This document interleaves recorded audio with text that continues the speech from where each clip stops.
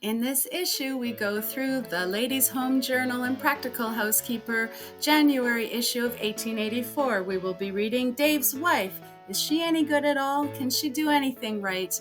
And we'll also be reading an article called Why Girls Disappear, which has some pretty wacky comments.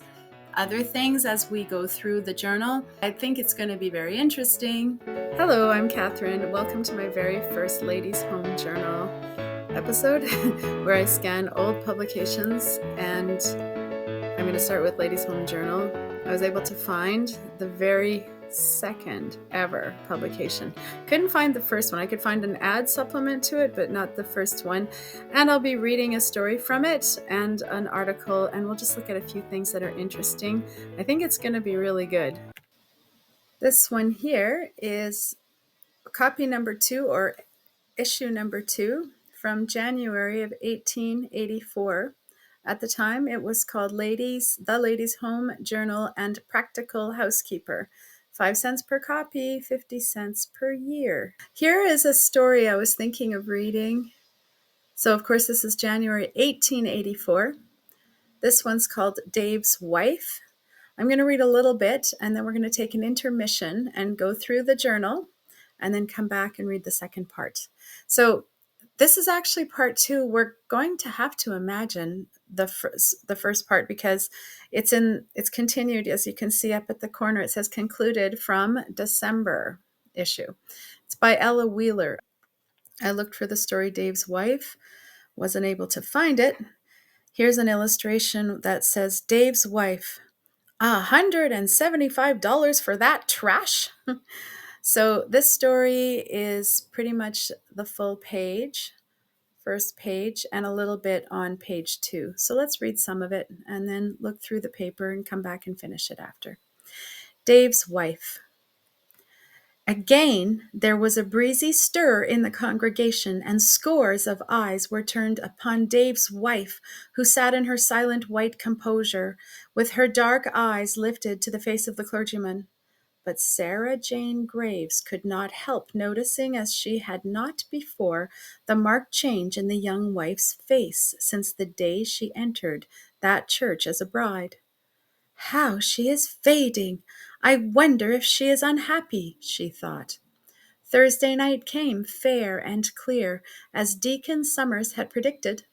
The announcement that Dave's wife was to give a reading had drawn a house. The church was literally packed. Dave's wife rose before her audience with no words of apology or introduction and began the recitation of the old, hackneyed, yet ever beautiful "Curfew shall not ring tonight." It was new to most of the audience, and certainly the manner of its delivery was new to them. They forgot themselves. They forgot their surroundings. They forgot that it was Dave's wife who stood before them. They were alone in the belfry tower, clinging with bleeding hands to the brazen tongue of the bell as it swung to and fro above the deaf old janitor's head. When the recitation was finished, 2 or 3 of the audience found themselves on their feet. How they came there they never knew, and they sat down with a shame-faced expression. Sarah Jane Graves was in tears, and 1 or 2 others wiped their eyes furtively, and then the old church walls rang with cheers. So soon as they subsided, Dave's wife arose and, with a sudden change of expression and voice, began to give a recital of An Evening at the Quarters. It was in Negro dialect and introduced 1 or 2 snatches of song and a violin air. To the astonishment of her audience, Dave's wife picked up a violin at the appropriate time and played the air through in perfect time and tune, and then the house resounded to another round of cheers, and the entire audience was convulsed with laughter.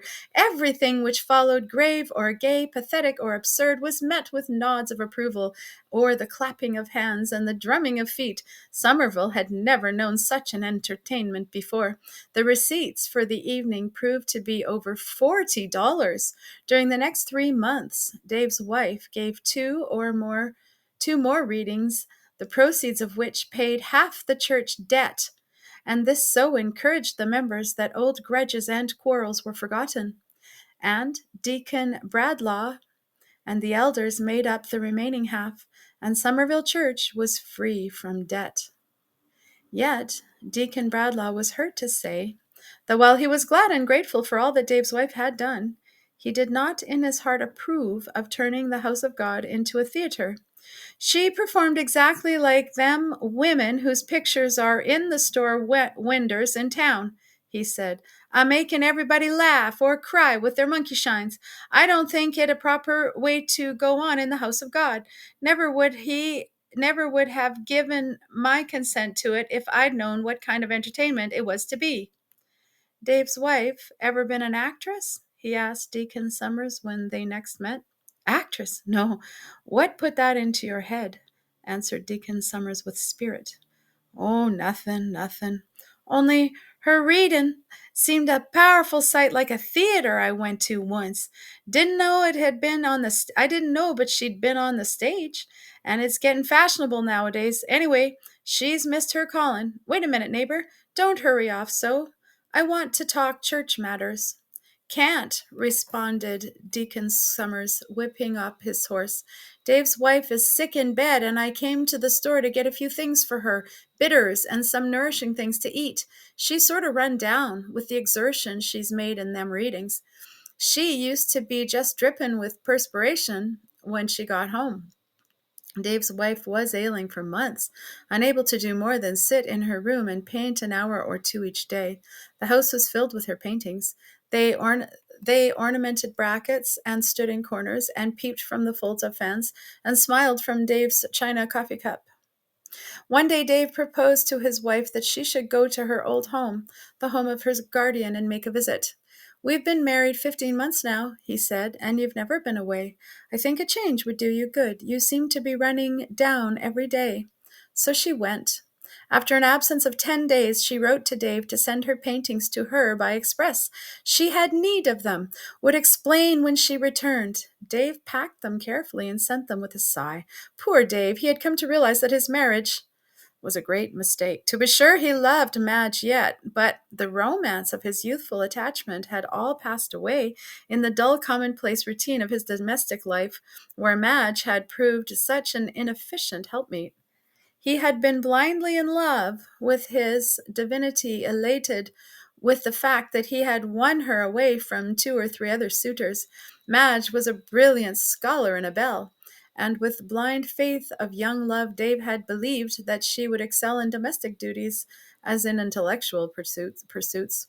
Her ignominious failures, her utter uselessness, and his mother's constant and indisputable references to her inefficiency about the farm work had presented her to his eyes in a new light. The brilliant girl who was the pride of the college, and the helpless, thriftless wife whose husband was regarded with pity by a sympathetic neighborhood were two distinct individuals, as were also the young elocutionist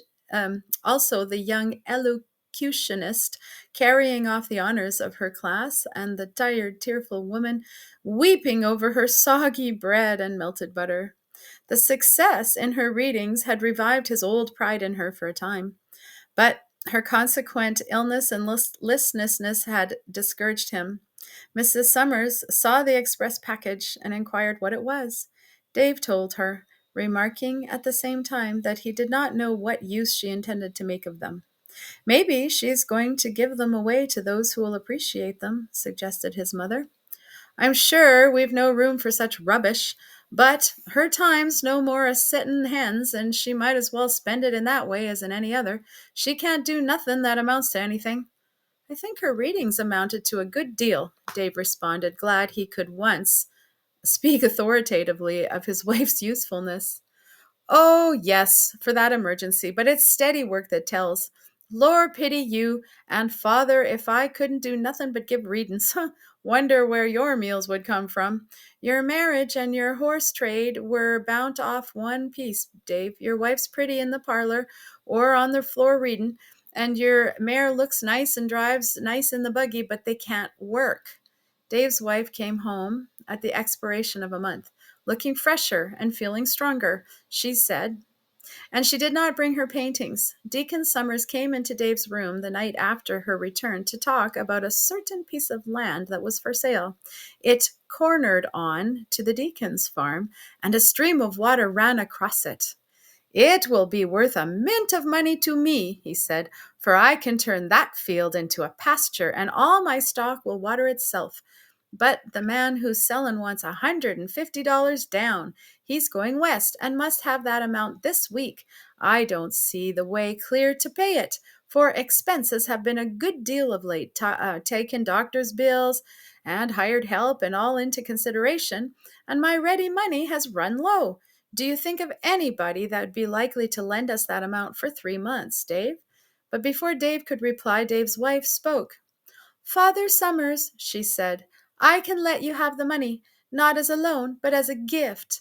I have been of so little use to you, and have made you so much expense. I shall be very, very happy if you will let me do this for you." And rising up, she came and laid a little silken purse in Deacon Summers' hands. "But where did you get this, child?" asked the wondering deacon, looking from the plethoric little purse to her face, which had flushed a rosy red. "I sold my paintings," Dave's wife answered. "A gentleman happened to see a little thing I painted, and he said he knew where I could dispose of any quantity of such work, and sure enough, I sold every one of those things I painted when I was sick, for very good prices, and I decorated some plates for a lady who paid me well for it, so I have $175 in that purse, which you are more than welcome to." Deacon Summers removed his spectacles and mopped them with his silk handkerchief. "I can't do it, my child," he said. "It wouldn't be right. You must keep your own money." "But I have no use for it," cried Dave's wife. "I intend to spend it all in Christmas gifts for my family, but this is better.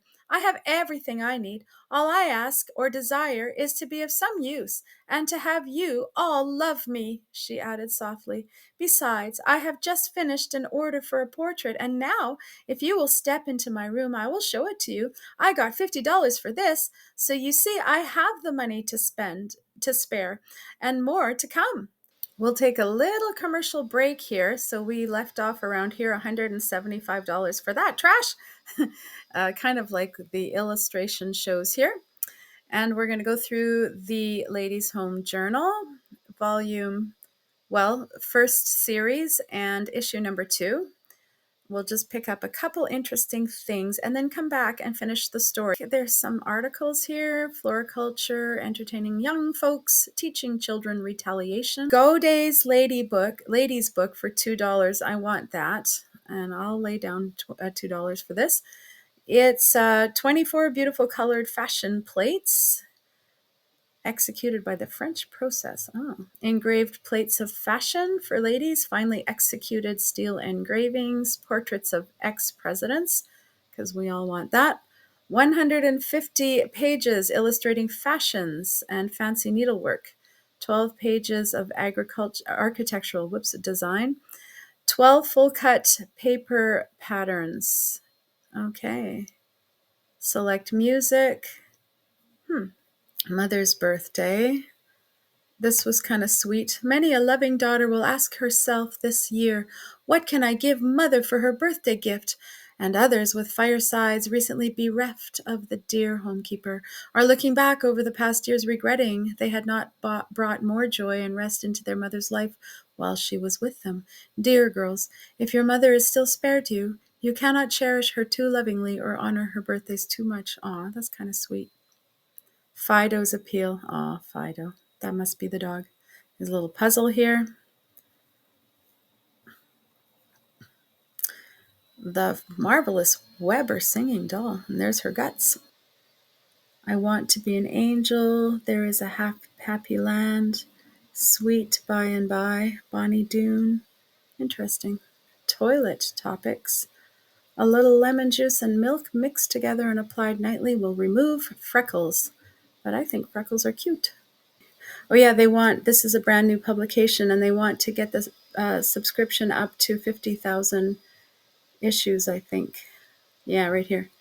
Person sending in the largest list of subscribers as soon as our circulation reaches 50,000 subscribers, which we expect will be sometime in February, maybe sooner. This is kind of disturbing. Why girls disappear.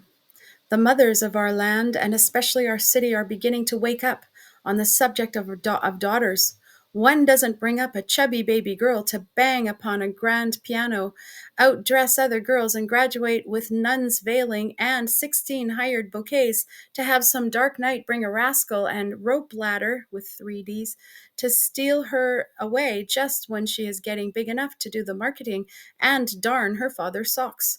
There is just now an epidemic of such cases, and the sympathy of the entire world goes out to the bereaved owners of these pretty girls spirited away. Does the loose literature of the day, openly with the loosest morals, have anything to do with this serious turn of affairs? We all know that without piratical romances and big Indian recitals, our boys would grow up plodding cash boys and voters, ornamenting the police board or standing behind plows and dry goods counters, and girls get hold of the worst books possible from each other, wherein outside world is represented full of chewing gum and new dresses, bows, and fancy balls. The fact is, the mothers of today do not exercise enough maternal authority and vigilance over their daughters. Girls from acquaintances and friendships, to which mothers and fathers are utter strangers. Female chums call for them to spend the night, and who they meet while absent from the home circle mothers never know. Schoolgirls have been seen year in and year out being joined on a certain corner by rakish-looking boys who carried their books and turned them away from homeward paths to take long walks down shady and unfrequented streets. They talked earnestly all matter of slop, the girls blushing and hanging their heads. Now, what does this mean but disobedience and the road to evil influences and ruin?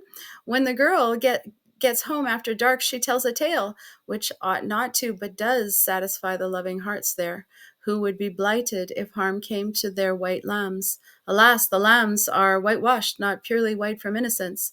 No such sad affairs happen in England, where girls are kept under surveillance and better judgment rules, at least not in good society. This country is being overrun with hoodlums, bad, vicious young men who do an incalculable injury to all the innocent young beings they meet of both sexes. Mothers, keep an eye on your sons and daughters. Do not fancy every tale they tell you is true, but inform yourself, and you will not weep scalding tears so often when bereft of all you hold dear. Fathers, do not have the care of children, and at least of daughters. The responsibility rests with the mothers of girls. Fashion is turning the earth topsy-turvy, upside down, and women at least are rapidly going daft on the subject of clothes, toggeries, not decent wearing apparel necessary to their welfare and comfort, but flummery, without which they could do very well. And that's the article called Why Girls Disappear. How can I earn money? It says the best way is to sell subscriptions, I guess. Here's some knitting patterns. Interesting.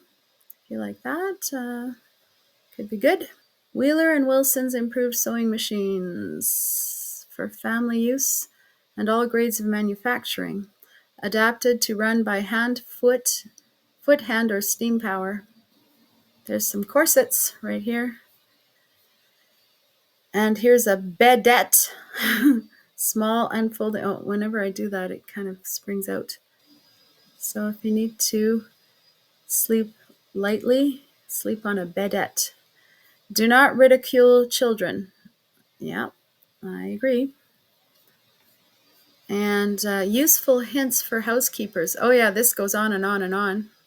Prevent the formation of a crust in tea kettles by keeping in them an oyster shell. Scour knives with brick dust or powder by using, instead of a rag and water, a potato cut smooth at the end. Okay. If you would have wholesome food, keep the pantry window down at the top, night and day, except in the coldest weather. Oh, this is interesting. More tips. It's all the way down, just goes on and on. Here's one. To hoop skirt wearers, are you one? Or bicycles, as little 2.5-year-old calls them. Bicycles, okay.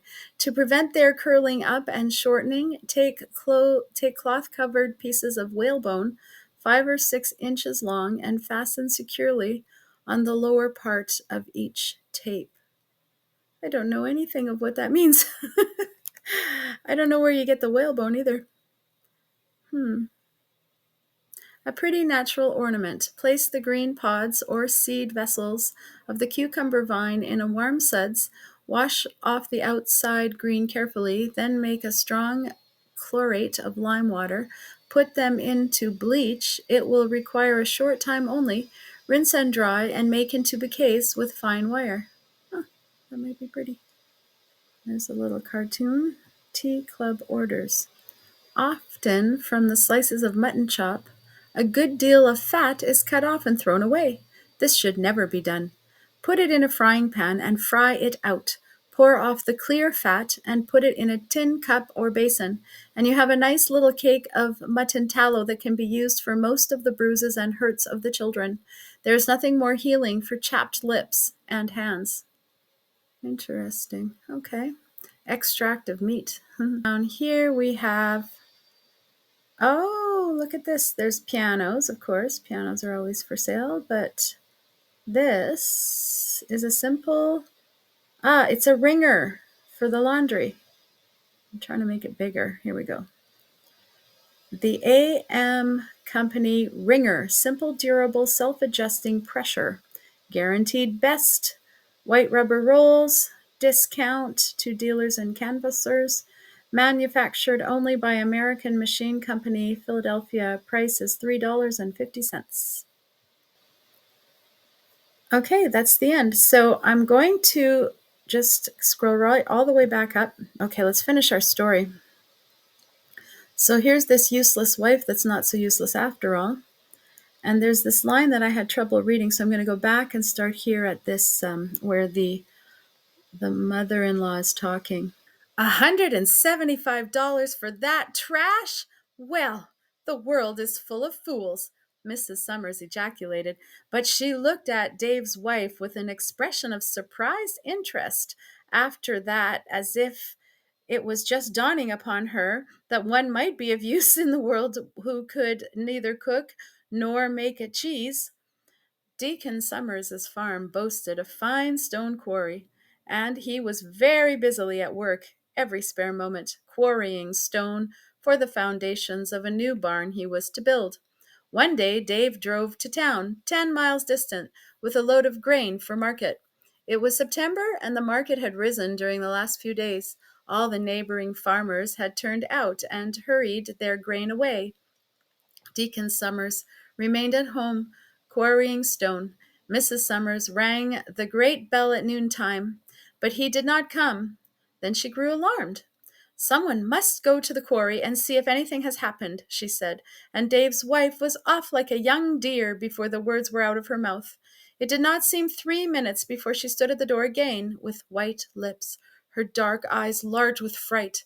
Father is wedged in under a great boulder, she said. You and the girl must go to him. Take the camphor and ammonia. It may sustain his strength till I bring relief. I am going to ride the dappled mare to the village and rouse the whole neighborhood. We have no saddle, gasped Mrs. Summers, and the mare will break your neck. I can ride anything, Dave's wife answered, and she sped away. It was taught me with other useless accomplishments. A moment later, she shot by the door and down the street toward the village. She had bridled the mare and buckled on a blanket and surcingle, She sat like a young Indian princess, her face white, her eyes large and dark, looking straight ahead and urging the mare to her highest speed. Faster, faster she went, until the woods and fields seemed flying pictures shooting through the air. Halfway to the village, which was more than 2 miles distant, she met Tom Burgess, the blacksmith. She reined up the mare so suddenly she almost sat her down upon her haunches. Deacon Summers has fallen under a boulder in this quarry, she cried. Go to him, quick! Dave is away. Then she rode on. At the village she roused half a dozen men, and to the strongest and most muscular she said, Take this mare and put her to the highest speed. Tom Burgess is already there. You two can lift the boulder, perhaps. I will ride with Dr. Evans. The man mounted the mare and was off like a great bird swooping close to the earth. He swept away and out of sight. When Dr. Evans reined his reeking horse at the quarry, Tom Burgess and Jack Smith, who had ridden the mare from the village, were propping up the boulder with iron bars, while Mrs. Summers and her help were trying to remove the deacon's inanimate form. The doctor and Dave's wife sprang to their assistance. In another moment, he was free from his perilous position, and Dr. Evans was applying. There's like something blocking. Was applying something. He will live! He will live, he said. And in 5 minutes more, if help had not come, he would have been a dead man. It is very fortunate to have you had a swift horse and in the stable and a rider who could keep her seat. And he glanced around at Dave's wife just in time to see her fall in a limp heap. Deacon Summers was quite restored to his usual health the following morning. Dave's wife and the dappled mare saved my life, he said to Deacon Bradlaugh, who came to call. So the boy didn't make so poor a bargain either time, neighbor, as I once thought. The deacon recovered rapidly, and just as rapidly Dave's wife lost strength and color. She faded before their eyes, like some frail plant, and at last one day, with a tired sigh, she drifted out into the great unknown, and with her went the bud of another life, destined never to blossom on earth. After they came home from the churchyard where they had left her to sleep, Dave found the dappled mare cast in her stall. Her halter strap had become a noose around her slender throat. She was quite dead. Over the low mound where Dave's wife sleeps, the marble mockery of a tall monument smiles in irony at those who pause to read its flattering inscription. It is so easy to praise the dead. The end. So that was a surprise ending. Well, I hope you enjoyed this reading of the story, part 2 of Dave's wife. So there's certain things we don't know about the story, but we kind of see how she was raised up in the estimation of one and all. Even though she was kind of useless in some of their estimation, she was quite a hero, and by her great efforts, she succeeded in saving Deacon Bradlaugh from certain death, and also she was an artist. So, but she died, and that's sad, and the horse died too, which is also quite sad. I hope you enjoyed this episode of Ladies' Home Journal Through the Years. It's going to be kind of a literary endeavor of mine to look up the old ones, old issues, read some stories, and maybe a little bit of perusal of the magazine. It's very interesting. You find some little gems in there. Well, I hope everybody has a very good day.